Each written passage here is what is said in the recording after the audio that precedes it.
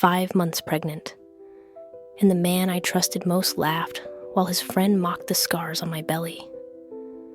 That night, I realized I wasn't a wife anymore, just an outsider in my own home. I was 5 months pregnant when I realized my life was no longer mine. The house smelled of roasted chicken and cinnamon bread, dishes I had spent the entire afternoon preparing at Daniel's request. He had promised me that tonight would be special, a small gathering with friends to celebrate his birthday.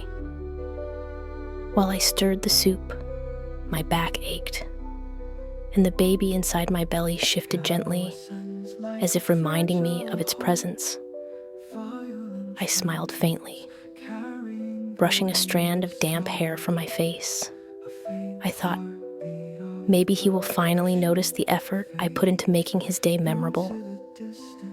By the time Daniel's friends arrived, the apartment was filled with chatter and the clinking of glasses.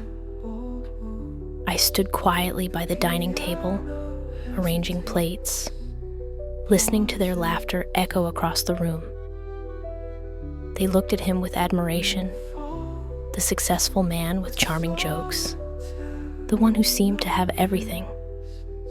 But I knew a different truth, the truth of nights he came home late, of mornings he left without a word, of the way he had grown colder with each passing month. Still, I hoped tonight would be different, that maybe with his friends watching, he would look at me with pride instead of indifference. I wanted so desperately to feel like his wife again, not just the woman cooking in the background. But as the laughter grew louder and the games began, I felt the walls around me tighten. My place in that room wasn't as his partner.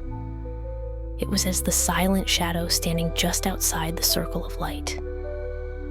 And though no one said it out loud, I could feel it deep in my chest. I was already an outsider in my own marriage. The party moved into the living room, where someone suggested a game of truth or dare. I hesitated near the doorway, wiping my damp hands on my apron, wondering if I should join. But before I could step forward, laughter erupted, loud, careless, and cruel. "Truth," Susie declared with a mischievous grin. She was younger, maybe barely 20, her hair styled perfectly, her lipstick still fresh. She looked at me, then let her eyes fall deliberately on the swell of my stomach. Her words sliced through the noise like glass shattering. "Lucy's stretch marks are so ugly. They look like maggots crawling under her skin." For a heartbeat, the room went still. Then laughter exploded again, bouncing off the walls, filling my ears until I could barely breathe. I stood frozen, my hands trembling, my face burning with shame. I looked to Daniel, my husband, my anchor, the man who should have defended me. His expression hardened, but not toward her, toward me. "She's just joking, Lucy," he snapped, his voice sharp and dismissive. "Why do you always have to take everything so seriously? If you're upset, then don't eat." The humiliation hit harder than the insult. My chest tightened as if my ribs were made of glass, ready to crack under the weight of their laughter. I'd cooked for hours, carried his child for months, and yet in that moment, I was nothing but the punchline of their game. I forced my lips to stay closed, to keep from breaking in front of them. But deep inside, something fragile was already beginning to fracture. That night, the storm outside seemed to mirror the one inside me. The rain pounded against the windows, thunder rolling like angry drums in the distance. But inside, the laughter still echoed in my ears. Susie's smirk, Daniel's harsh dismissal, the way everyone had looked at me like I was the fool for being hurt. I had asked for one thing, an apology, just one simple word to acknowledge my pain. But instead, Daniel shoved me aside as though I were the one who ruined his night. "Stop being dramatic," he barked. His friends chuckled, their voices low but cutting. Then with a push that caught me off guard, he forced me toward the door. The air outside was a wall of ice. Wearing nothing but thin pajamas, I stumbled onto the balcony, the storm immediately drenching the fabric until it clung to my body like a second skin. The wind whipped at my hair, plastering it to my cheeks. Behind me, I heard Daniel's voice again, this time lower, crueler, and filled with smug amusement. "She's pregnant and still thinks she's some beauty queen, so fat. Who else would want her besides me?" Their laughter followed, muffled by the walls, but it was enough. Enough to strip away the last thread of dignity I had clung to. My chest rose and fell in shallow, shaky breaths. My baby kicked lightly inside me, as though reminding me I wasn't entirely alone. But instead of comfort, the sensation twisted into a deeper ache. I knew then. I couldn't stay. Not another night. Not another moment. Daniel believed I would crawl back, beg for forgiveness, kneel at his feet like always. But this time, he was wrong. I pulled my hair back from my face, turned away from the door, and walked into the storm. The rain showed no mercy. Each drop felt like shards of glass cutting against my skin as I stumbled down the stairs of our apartment building. My thin slippers were already soaked through, the cold seeping into my bones. I raised my arm to hail a cab, my fingers trembling from the chill. When one finally stopped, the driver looked at me in shock. My hair plastered to my face, my pajamas clinging to my body, my swollen belly unmistakable. "Hospital," I whispered, my voice barely audible. As the car sped through the flooded streets, I pressed my palm against my stomach. "You don't deserve this," I told the baby silently. "Not a father like him. Not a life where your mother is humiliated every day." When I arrived, the fluorescent lights of the emergency ward felt harsh, almost judgmental. I walked to the counter, water dripping from my sleeves onto the polished floor. The nurse looked at me, startled. "What happened?" she asked. I swallowed hard. "I want an abortion." The word tasted bitter, but my resolve didn't waver. She frowned. "You're already 5 months along. Are you absolutely certain?" "Yes." My voice steadied. "The father is dead." Her expression softened with sympathy. She didn't question me further. Why would she? A woman standing alone, rain-soaked and broken, didn't look like someone who had a husband waiting for her. After a long pause, she nodded. "We'll schedule the procedure for 2 days from now, but you need to rest until then. Your body and your baby have been through a lot." I forced a smile, though inside I felt nothing. No grief, no fear, only emptiness. When I stepped back into the storm, I realized I hadn't shed a single tear. My heart was already too numb for that. By the time I returned home, the apartment reeked of stale smoke and spilled liquor. The remnants of Daniel's birthday party littered every corner. Half-eaten cake on the table, beer bottles overturned on the rug, frosting smeared across the wall. It looked like a battlefield, and I was the casualty. Daniel was slouched on the couch, a cigarette dangling lazily from his lips. When he noticed me dripping water onto the floor, his face hardened. Without a word, he snatched a pillow and hurled it at me. All this drama over Sussy making a joke? His voice was sharp, cruel, running off into the night like a lunatic. Was that really necessary? A joke?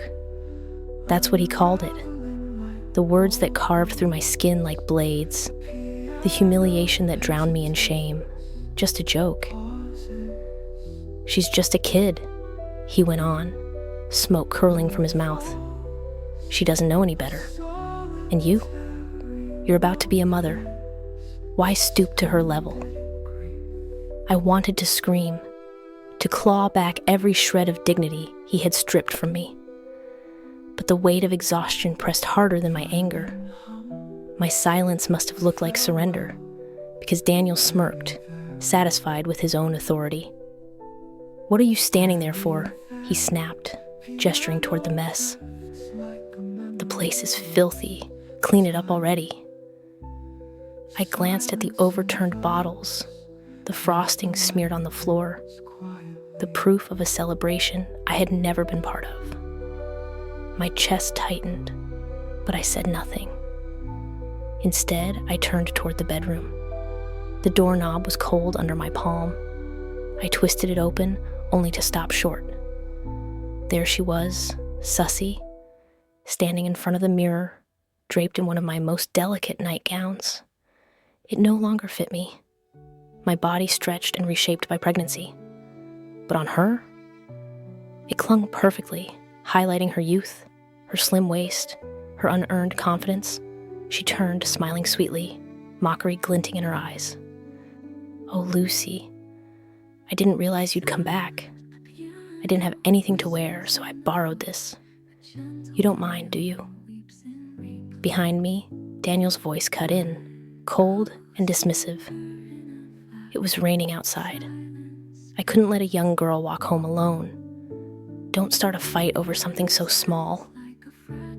His protection of her sliced deeper than any insult she could throw. In that moment, standing in the doorway of my own bedroom, I understood that something bitterly clear. This house was no longer mine. I closed the door behind me, forcing myself to ignore the mocking smile still lingering on Sussy's lips. The weight in my chest pressed down like stone, but I wouldn't give her the satisfaction of seeing me crumble. Daniel stayed on the couch, flipping through his phone as if none of this concerned him. For him, betrayal wasn't betrayal, it was convenience. For me, it was a wound that wouldn't stop bleeding.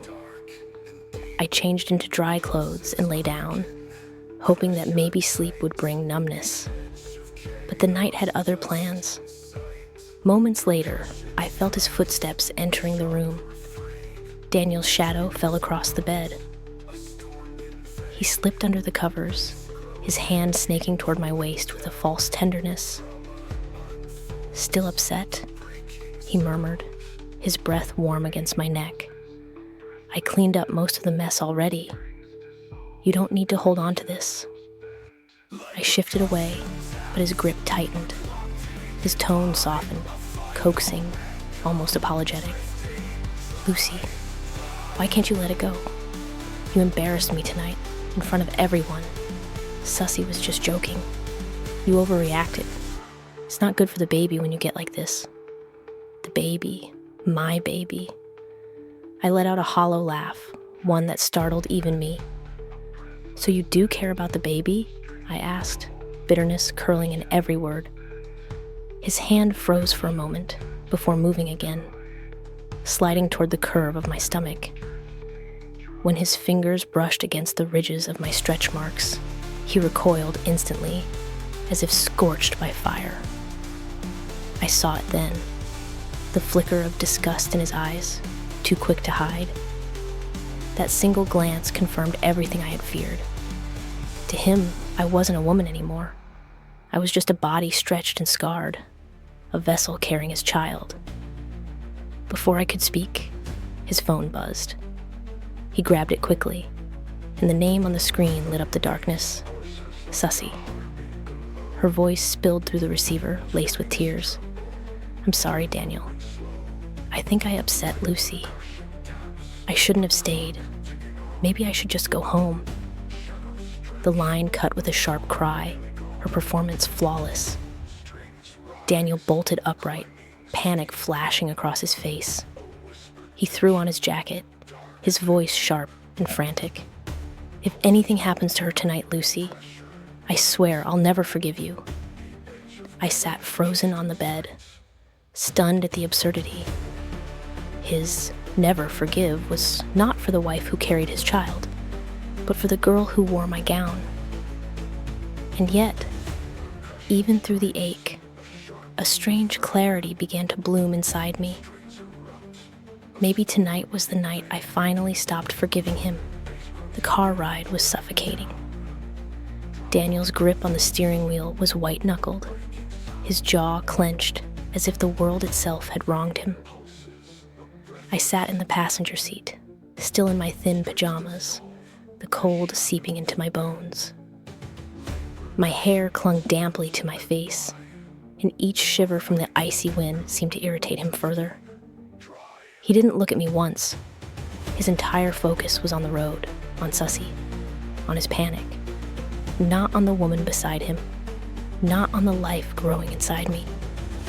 When we finally stopped, Sussy was sitting on the roadside, clutching her ankle, tears streaming down her face. The image was almost theatrical, like she had rehearsed it. Daniel leapt out of the car before the engine even shut off. He scooped her up as if she were porcelain, murmuring comfort into her ear. "It's okay. I've got you. I won't let anything happen." I stood by the car door, trembling, watching my husband play the role of savior. His tenderness for her was a knife that twisted deeper with every word. At the hospital, the nurses rushed to examine Sussy, while I lagged behind. The sterile scent of disinfectant filled the air, but instead of calming me, it only magnified my nausea. A sharp cramp twisted through my abdomen, forcing me to lean against the wall for balance. My hand flew to my belly, panic flooding me. The baby, Daniel noticed finally. His expression didn't soften. Instead, his lips curled in irritation. "Stop putting on a show," he snapped. "What is this, Lucy? Did you fall too? Or are you just trying to steal the spotlight from Sussy?" The words stung harder than the pain in my stomach. My vision blurred as I stared at him, trying to recognize the man I had once loved. But all I saw was someone who had turned my suffering into an inconvenience. "You're selfish," he continued coldly, pretending to be sweet, but deep down, you're bitter, petty, always jealous of a young girl who's done nothing but try to get along with you. I wanted to scream, but no sound came out. My body was betraying me, and so was he. Then a doctor walked past, pausing when she saw us. Her brow furrowed as her eyes flicked between my swollen belly, my pale face, and Daniel's scowl. "What's your relationship?" she asked carefully. The question hung in the air like a blade. Panic clawed at me. If I said the wrong thing, if she pressed further, everything I had built to protect myself and this baby would unravel. Before I could answer, a cry echoed from inside the examination room. Sussy's voice, fragile and trembling, called Daniel's name. And just like that, he was gone, running to her side without another glance at me. I let out a hollow laugh, my lips trembling. The irony was almost poetic. The woman carrying his child was invisible, while the girl in his arms was everything. The examination room door clicked shut behind Daniel, sealing me out as though I were nothing more than a stranger. I stood in the hallway, the fluorescent lights buzzing overhead, their glare unkind. My body begged for rest, but my pride kept me upright. Minutes felt like hours. When the door finally opened again, Daniel stormed out, his expression thunderous. He grabbed my arm roughly, dragging me inside without warning. Sussy was lying on the hospital bed, her ankle bandaged, her eyes glistening with tears that clung to her lashes like fragile pearls. The picture of innocence. "Apologize to her," Daniel barked, his voice echoing against the sterile walls. I froze. "What?" "You heard me," he snapped, his jaw tightening. "If you hadn't been so difficult tonight, she never would have left. She wouldn't have gotten hurt. This is your fault, Lucy. All of it." For a moment, the world tilted. His words crashed over me like a wave, knocking the breath from my lungs. My fault? I stared at him, my lips parting in disbelief. Then a bitter laugh escaped, trembling but sharp. My fault? Did you not hear the things she said to me? She insulted me. She insulted your child. Or does that not matter to you? Daniel's face twisted with rage, his eyes bloodshot. He opened his mouth to fire back, but Susie interrupted, her voice trembling with rehearsed sorrow. "I'm sorry," she whispered, her gaze flicking to me. "This is all my fault. I was only trying to lighten the mood. I didn't mean to upset you, Lucy. Please don't fight because of me. I'll leave the city. I'll never bother you again." Her tears fell in perfect rhythm, each drop a weapon designed to pierce Daniel's heart. He clenched his fists, torn between fury and pity. But instead of turning to me, instead of seeing through her act, his glare hardened. "I'm only going to say this once more," he said, each word heavy and cruel. "Apologize to her." The demand echoed through the room, a command meant to break me. But I didn't flinch. I didn't waver. I met his eyes, my voice steady, my expression icy. "No." Then I turned, walking toward the door. Behind me, his furious voice cracked through the silence. "If you leave now, don't bother coming back. You'll come crawling home soon enough, with that baby of yours." The words chased me down the corridor, but I didn't stop. Not this time. The hospital doors slid open, and the night swallowed me whole. Rain was still falling, though lighter now, dripping from the eaves and painting the pavement in silver streaks. I stepped out without an umbrella, the thin fabric of my clothes clinging to my body again. But this time, I didn't care. The corridors of that hospital had suffocated me. Daniel's voice still rang in my ears, his threats heavy with arrogance, his certainty that I would crawl back. But with each step into the rain, I felt his hold on me begin to loosen. I walked and walked until the hospital was just a blur behind me. My slippers squelched with water, my breath shallow, but I kept moving. When no taxis passed and no buses stopped, I pressed on, driven only by instinct. 3 miles later, I found myself in front of a dimly lit roadside hotel. Its flickering neon sign buzzed weakly in the downpour. Exhaustion tugged at me, but I forced myself inside. The room I rented was small, barely wide enough for the narrow bed and rickety chair by the window.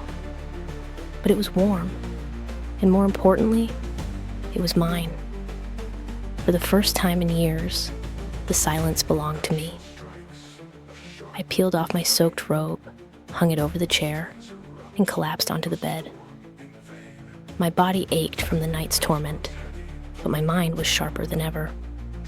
At 4 a.m., unable to sleep, I reached for my phone. Out of habit, my thumb hovered over Daniel's name. But instead, I opened Susie's social media. And there it was, a brand new post. The photo showed Daniel kneeling at her side, carefully massaging her swollen ankle. Her caption read, "Sweet words mean nothing compared to tender actions. The one who loves you never complains about the effort. Thank you." My breath caught, but not from surprise. No, I'd expected this. What I hadn't expected was the sting that still lingered. even after all the humiliation. The comments poured in. Daniel, finally showing his soft side. She must be special. Some women don't deserve a man like that.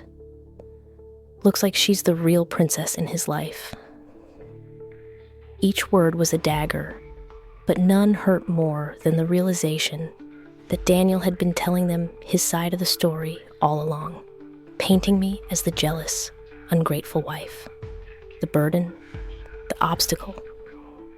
I closed the app with shaking hands, tears threatening but refusing to fall. Not this time. Instead, I whispered into the darkness.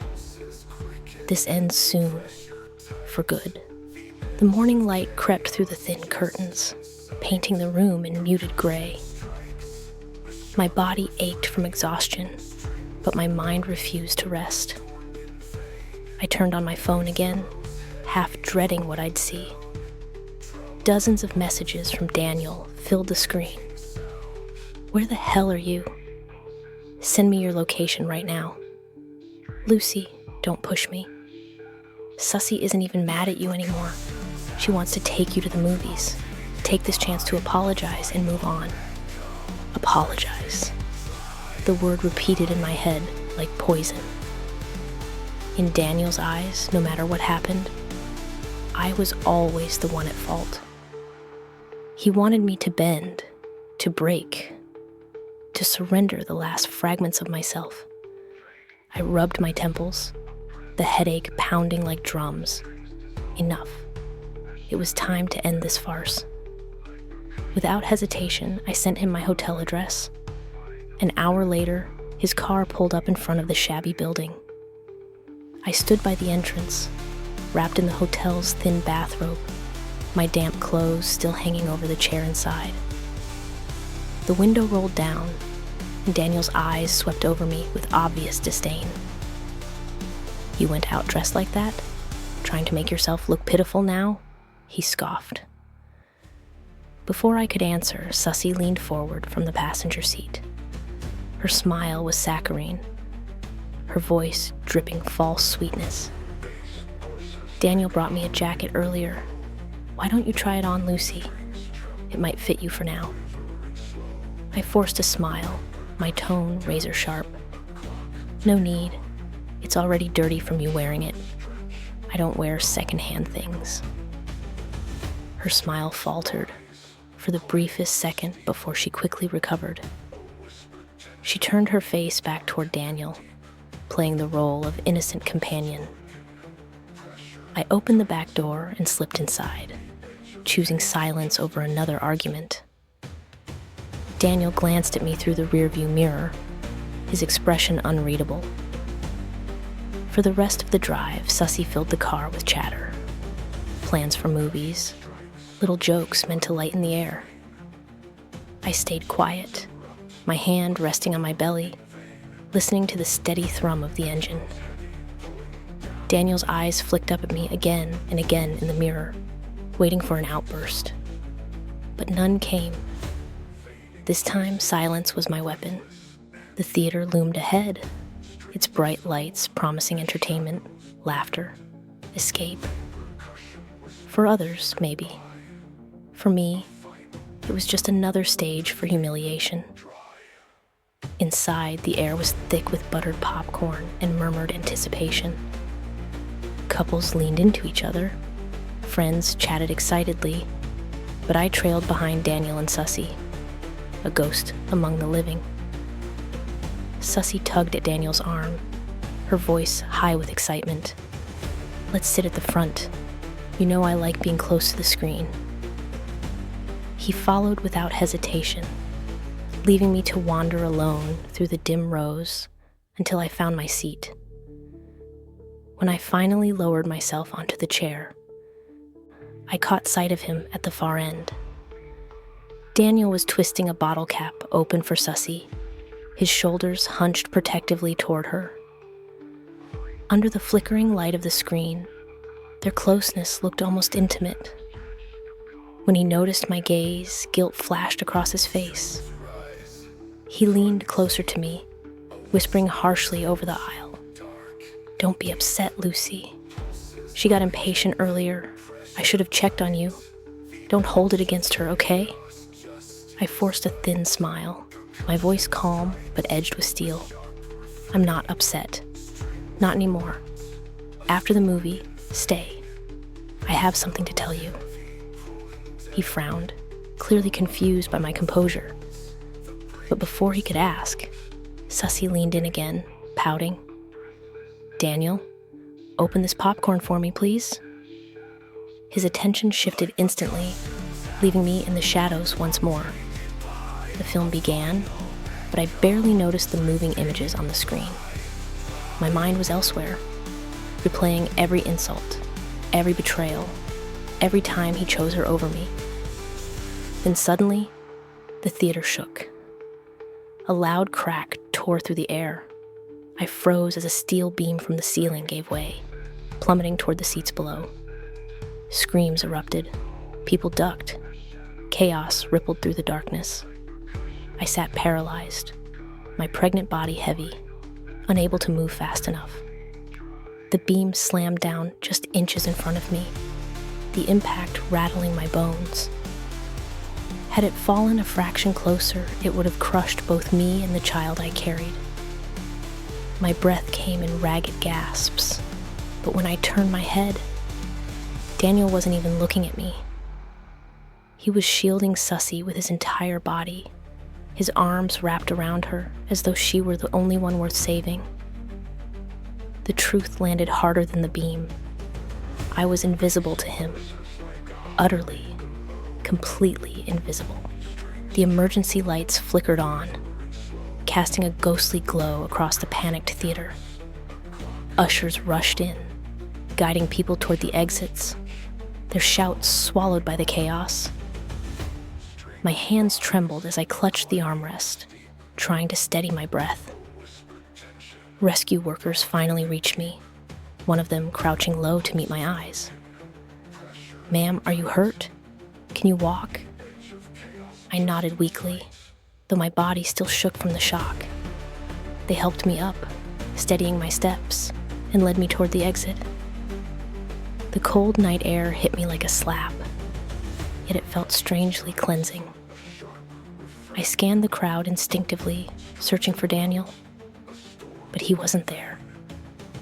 Instead, across the parking lot, I saw him, his arm draped protectively around Sussy, his face etched with worry as he brushed strands of hair from her forehead.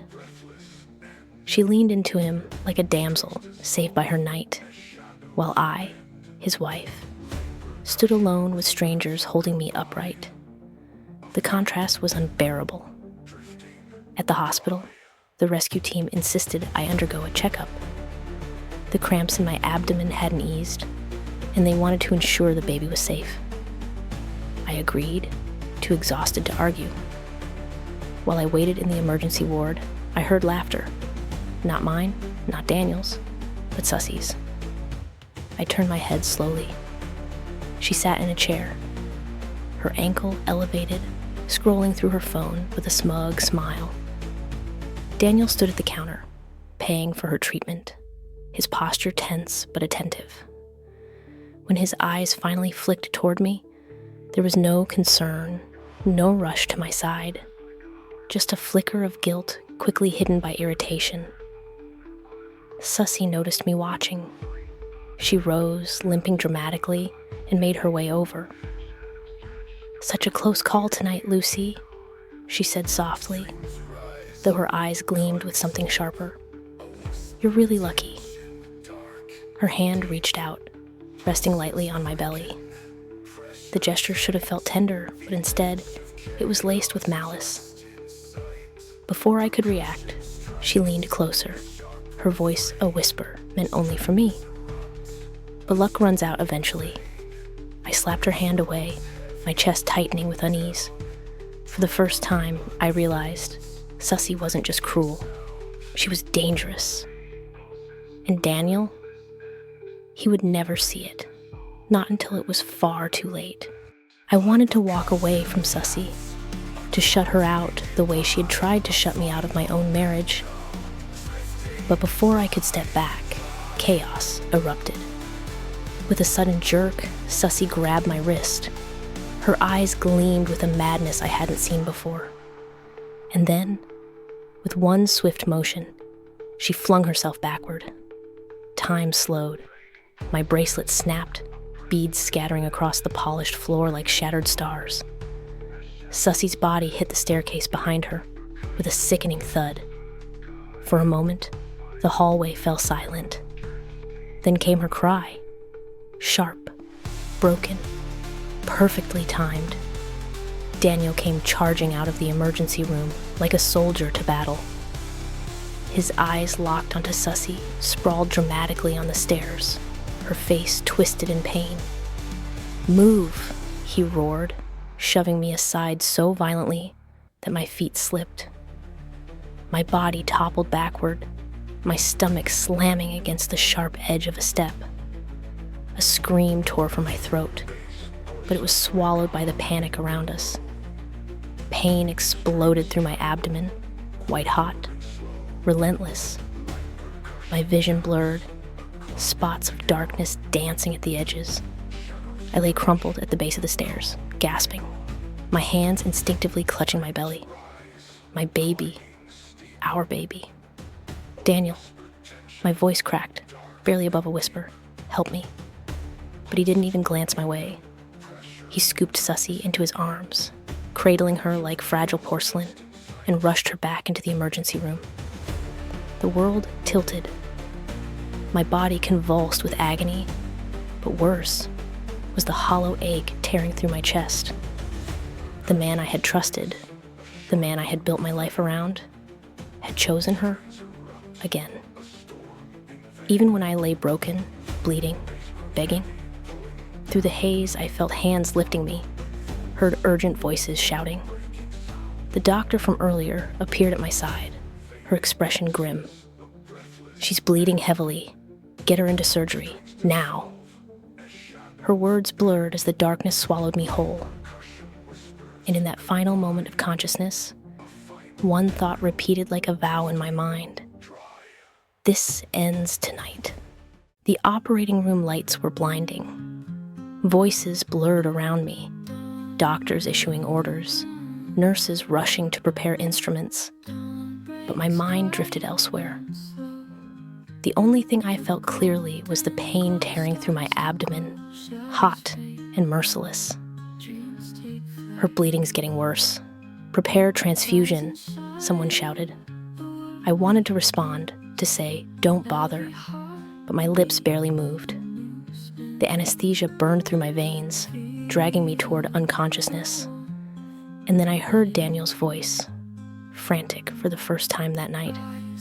"Where's my wife? Where are you taking her?" Wife. The word cut bitterly. The same man who left me bleeding on the stairs was suddenly remembering I was his wife. Outside, the staff tried to calm him. "Sir, please step back. She told us the father of her child was already dead." Silence. Then Daniel's voice cracked, desperate. "What kind of joke is this? I'm her husband." "Then provide a marriage certificate," the nurse replied firmly. That silence stretched into eternity. He had no certificate to show, because he had never given me one. 5 years together, and not even the paper proof of being his wife. The anesthesia pulled harder. My last thought before sinking into the void wasn't of him, wasn't of Sussy, wasn't even of the child I was losing. It was of myself, broken, but still alive. And somewhere deep inside, I whispered a vow. If I wake up, I won't waste another breath on him. When I opened my eyes again, the world was quieter. The harsh lights had softened into the sterile white of a recovery room. My body felt heavy, stitched together with pain, but I was alive. The doctor sat nearby, her eyes shadowed with fatigue. When she noticed I was awake, she leaned forward. "Miss Lucy," she said gently, "the surgery was difficult. We did everything we could, but the child didn't survive. Her words didn't slice through me the way I thought they would. Instead, they sank into the numbness already inside me, joining the hollow space Daniel had carved out long ago. I nodded faintly. I know. She hesitated, her voice tightening with confusion. When you scheduled the abortion, you said your husband had passed away. So, who is the man outside, insisting he's your husband? I turned my head toward the glass window. Through the pane, Daniel stood in the hallway, slumped against the wall, his eyes bloodshot, his hair disheveled. He looked like a stranger, like the ghost of the man I once thought I loved. I don't know him, I said flatly. My voice was cold, detached. Maybe he's confused. The doctor frowned, clearly unsettled, but she didn't press further. Instead, she adjusted the IV line and left the room. When the door closed, silence filled the space. But even through the glass, I could see Daniel gesturing wildly, arguing with the doctor, desperation etched into every movement. I closed my eyes, turning my face away. Once, the sight of him like this would have broken me, made me rush to comfort him despite everything. But now, all I felt was exhaustion. He hadn't just lost a child that night. He had lost me too. And unlike the child, I wouldn't be coming back. Daniel eventually pushed his way into the room, carrying a faded photograph in his hand. It was from years ago, one of those cheap studio pictures we'd taken when we were broke and dreaming about a future that never came. We weren't dressed in gowns or suits, just casual clothes against a painted backdrop of flowers. He held it as though it proved something. The doctor, persuaded by his theatrics, had allowed him inside. But when the door closed behind him, the silence between us was unbearable. He stood at the foot of the bed, eyes searching my face for some trace of softness. Finally, he spoke, his voice low, almost pleading. I'm sorry. I didn't think things would go this far. Sussy, she's always been fragile. I just wanted to protect her. I didn't mean to. He trailed off, waiting for me to fill the silence, to offer him the absolution he craved. But I didn't. He tried again, his tone defensive now. I swear, when I rushed over, I didn't even see you fall. I would never hurt you, Lucy. Never. The baby was mine too. I wouldn't have risked it. Each word landed like ash, empty, lifeless. Not once did he ask if I was in pain. Not once did he ask how my body was holding up. Not once did he acknowledge the child we had lost. Instead, all his words were about himself, his innocence, his fears, his image. I let out a laugh, sharp and bitter, tears welling despite my resolve. They streamed down my cheeks, but they weren't for him. They were for the years I had wasted believing in him. Daniel's face twisted in alarm. What's wrong? Are you in pain? Do you want me to get the doctor? I shook my head slowly, my voice steady, despite the storm raging inside me. There's no need, Daniel. He froze, confusion flickering in his eyes. Let's break up, I whispered. Not in this lifetime, not in the next, never again. The weight of my words sank into the room like iron. For the first time, Daniel looked truly stunned, as though he couldn't imagine a world where I didn't orbit around him. But that world had already begun. Daniel's face went pale, his lips parting, as though he wanted to argue. But before he could speak, his phone buzzed again. The screen lit up with Sussy's name. For a fleeting second, I thought he might ignore it, choose me, just this once. But no. His thumb hovered only a moment before he declined the call, then turned back to me with a look of forced resolve. "I know I let you down," he said hoarsely, "but I promise this was the last time. I'll make things right. I'll talk to Sussy. I'll send her away. She's just like family to me, Lucy. When I see her, it reminds me of a younger you. That's all." I stared at him in disbelief, a mocking smile tugging at my lips. A younger me? "Daniel, I'm still alive. I don't need a replacement." He flinched but pressed on, desperation leaking through his voice. "You're twisting this. You know I'm not that kind of man. In 5 years, when have I ever betrayed you?" The question hung heavy in the room, absurd in its denial. Images flashed through my mind. The night of the party, the cruel laughter, the stairwell fall, the way he carried her while I bled on the floor. I let the silence answer for me. His frustration boiled over. "This all happened because you're too petty. If you just let things go, none of this would have happened. Lucy, why do you always make me the villain?" I closed my eyes, the tears finally drying. His words no longer hurt. They just confirmed what I had already known. "Believe whatever you want," I said quietly. "If it makes you feel better, call me petty. Call me bitter. Call me anything you like. Because after tonight, none of it matters. We're done." His face contorted, anger warring with disbelief. He opened his mouth to reply, but the phone buzzed again, louder this time, insistent. And this time, he didn't hesitate. He answered. I turned my face away toward the window, shutting him out completely. The chapter was already closed. The hospital room grew colder after he left, though the heater hummed softly in the corner. I pulled the thin blanket tighter around me, not for warmth, but for comfort.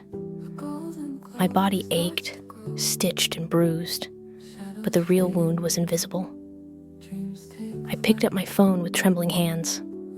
One message was all it took. "Mom, I'm coming to Germany. 2 weeks." Her reply came instantly. "We'll be waiting, Lucy.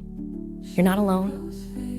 For the first time in years, I felt something stir in me, a spark of safety, of home. Daniel, meanwhile, tried to claw back what he had already lost. His texts poured in through the night. "Lucy, don't leave. I'll change. You know I didn't mean it. We can start over. For the baby. For us." But his words no longer carried weight. The baby was gone. The U.S. he spoke of had crumbled long before tonight.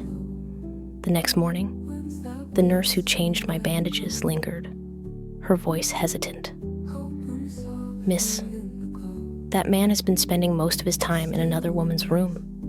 He says he's your husband, but I thought you should know." I let out a humorless laugh.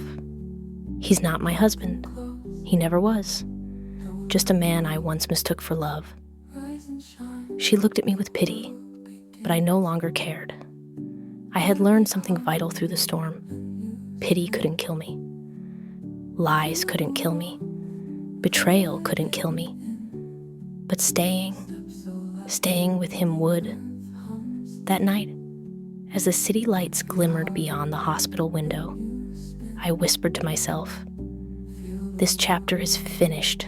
Tomorrow, I start again." By the time I was discharged, my suitcase was already packed. I didn't have much, just a few clothes, documents, and the remnants of a life I no longer wanted. The apartment Daniel and I had once shared would never see me again.